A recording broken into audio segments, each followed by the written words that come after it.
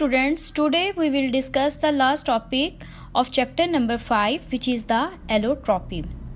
अगर हम लोग इसके वर्ड के एलोट्रॉपी का मीनिंग देखें, ठीक है, allo means other and troph means forms. Like इसका मतलब ये हुआ कि दूसरी, फॉर्म्स मीन अशकाल. ठीक है, लाइक अगर कोई एक एटम है, क्लियर, उसका एक से ज़्यादा फॉर्म में एग्जिस्ट करना. ठीक है, ठीक है, existence of an element in more than one form in same physical state. Clear, just like this कि अगर मैं आपको ये दिखाऊं कि यहाँ पे अगर हमारे पास ऑक्सीजन है, अगर वो सिंगल है तो वो ऑक्सीजन एटम की फॉर्म में है. ठीक है, अगर ऑक्सीजन एटम के दो एटम्स आपस में कंबाइन हो जाएंगे तो वो बेटा हमारे पास ऑक्सीजन गैस हो जाएगी.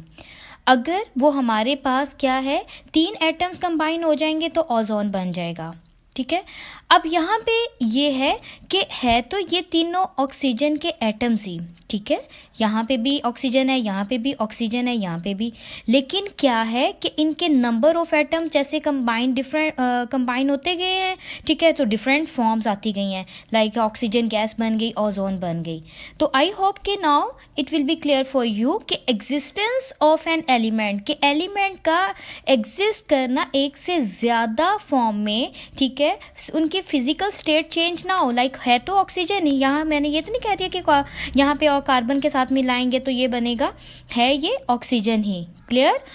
अब वो उन्होंने कहा है कि ये रीजंस लाइक क्यों मतलब एलोट्रॉपी होती है, तो it is due to the existence of 2 और more kinds of the molecule of an element. ठीक है, लाइक के एग्जिस्ट करना मॉलिक्यूल का एक एलिमेंट के एक से ज़्यादा, लाइक ऑक्सीजन जो है वो आपके पास जब 2 एटम्स कंबाइन हो जाते हैं, एज यू नो कि वो मॉलिक्यूल बन जाते हैं. ठीक है, तो इसलिए उन्होंने मॉलिक्यूल की बात की है. यहाँ पे तो वो एटम ही है. जब सिंगल है तो डेफिनेटली कि ये हमारे पास एक, इसकी कोई और फॉर्म जो है वो इस फॉर्म में नहीं है. लेकिन जब वो एटम कंबाइन हो गए तो वो क्या बन गया, मॉलिक्यूल बन गया. यहाँ पे भी एटम कंबाइन हुए हैं, तो ये मॉलिक्यूल्स की डिफरेंट फॉर्म जो है एलिमेंट की वो एग्जिस्ट करना, डेट इज़ द एलोट्रॉपी. एक तो ये बात आ गई.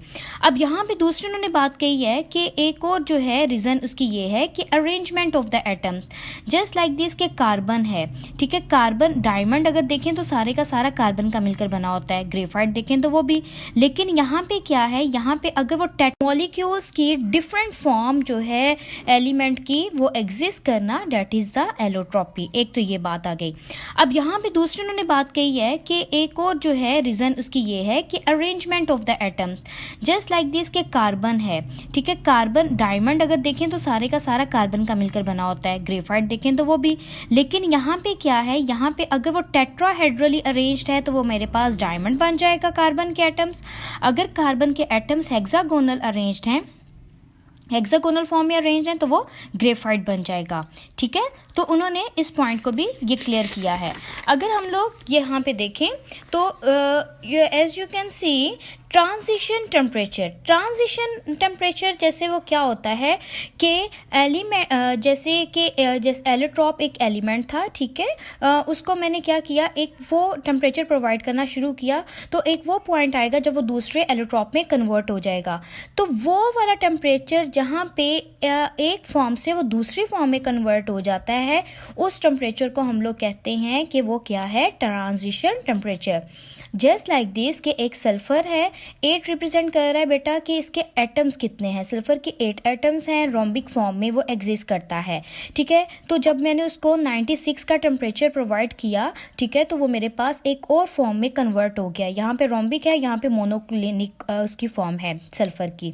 ठीक है, तो वो जैसे ही टेम्परेचर वो मेरे पास 96 से मैंने उसको देना शुरू किया, तो बेटा वो उसकी फॉर्म चेंज हो गई. बिलो 96 तो वो मेरे पास रोम्बिक फॉर्म में एग्जिस्ट करेगा. इसी तरह फॉस्फोरस है, उसके 4 हैं, वो जब 4 एटम्स कंबाइन होंगे तो वो हमारे पास वाइट फॉर्म में होगा. तो 250 डिग्री सेल्सियस का उसका टेम्परेचर है, P4. N जो है रिप्रेजेंट कर रहा है 1, इट मे बी अ 1, 2 और 3। तो जैसे ही इसको 250 का टेम्परेचर मिलेगा तो नेक्स्ट फॉर्म में कन्वर्ट हो जाएगा which is the red colour. फिर इसी तरह स्ट्रॉन्शियम है वो ग्रे कलर में होता है, ठीक है बेटा। तो वो जब क्यूबिक फॉर्म में एग्जिस्ट करता है, लेकिन जब उसको मैंने टेम्परेचर प्रोवाइड किया 13.2 डिग्री सेल्सियस का तो स्ट्रॉन्शियम वाइट कलर में कन्वर्ट हो गया एंड टेट्राहेड्रल फॉर्म में। क्लियर बेटा? ये मैंने डायरी आप लोगों की लिख दी है कि आप लोगों ने डायरी अच्छे से लर्न करनी है। जी बेटा, allotropy, the existence of an element in more than one form in same physical state is called allotropy. Underline the definition of the allotropy. अब यहाँ पे उन्होंने वही बताई है why it is allotropy. Then you will say that it is due to the existence, same आप लोग इसमें ये 2 पॉइंट्स लिख देंगे। द एग्जिस्टेंस ऑफ 2 और more kinds of molecule of an element having the different number of atoms such as the allotropes of oxygen, ये उन्होंने as a example बताई हुई है। ठीक है, इसी तरह डिफरेंट अरेंजमेंट के एटम्स के बारे में भी आप लोगों ने बात करनी है कि जैसे मैंने आपको बताया था कि आपको कार्बन की मैंने एग्जाम्पल दिया, तो उन्होंने यहाँ पे सल्फर की बताई है कि वो different arrangement of the molecule in the crystal form में होती है। अब यहाँ पे उसने कहा है कि इनकी जो प्रॉपर्टीज़ होती हैं बेटा वो फिजिकल प्रॉपर्टीज़ जो है डिफरेंट होती हैं, लेकिन इनकी केमिकल प्रॉपर्टीज़ सेम होती हैं। फिर उसके बाद allotropes of the solid have the different arrangement of the atoms in space at a given temperature. The arrangement of the atoms also change with the change of the temperature and new allotropic form is produced. Like उन्होंने कहा है कि वो जब solid form में होते हैं तो बेटा हम उनकी अरेंजमेंट डिफरेंट होती है, लेकिन जैसे टेम्परेचर प्रोवाइड करते हैं तो उनकी जो अरेंजमेंट है वो भी चेंज होती रहती है। तो वो वाला टेम्परेचर मैंने आपको पहले भी बताया है कि जहाँ पे एलोट्रॉप एक फॉर्म से दूसरी फॉर्म में चेंज हो जाए, that is known as the transition. यहाँ पे इन्होंने एग्जांपल बताई है वही सल्फर की कि सल्फर जो है वो रोम्बिक फॉर्म में हमारे पास एग्जिस्ट करता है। ठीक है, वो स्टेबल होता है। अगर वो रोम्बिक फॉर्म उसको टेम्परेचर अबव हो जाएगा तो वो मोनोक्लिनिक फॉर्म में कन्वर्ट हो जाएगा। इसी तरह उन्होंने फॉस्फोरस की दी है। ठीक है, ये आप लोगों ने बेटा एज सच लर्न करना है, that is important long as well as the short question. इसी तरह स्ट्रॉन्शियम ग्रे है, वो मैंने आपको पहले भी बताया है।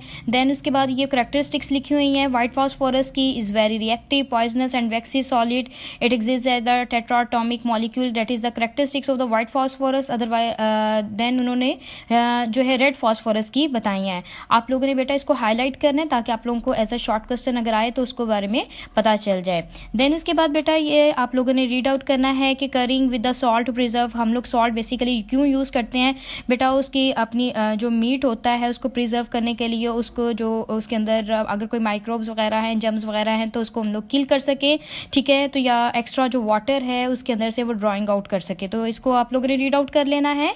ठीक है, और इसको उसके बाद जो है change of instrumentation as the science progress, फिर उसके बाद क्यों हम लोग साइंस प्रोग्रेस में इंस्ट्रूमेंटेशन जो है क्यों यूज़ करते जा रहे हैं बेटा, हम लोग उसकी एक उसकी चेकिंग करने के लिए और उसके बाद जो है उसकी बेटरमेंट करने के लिए, साइंस प्रोग्रेस के लिए। ठीक है, तो आप लोगों ने इसको भी